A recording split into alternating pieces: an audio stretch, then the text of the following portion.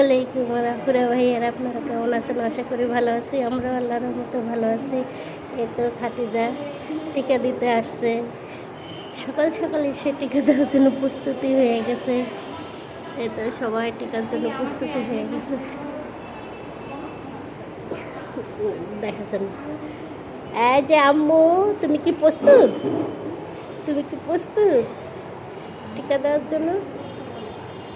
প্রস্তুত না? আসো আসো আসো।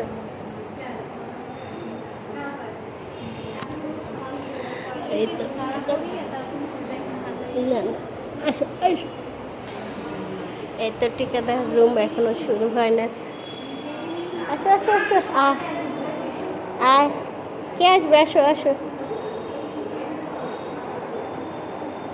আসো। হাতি যা, এই যে যে যে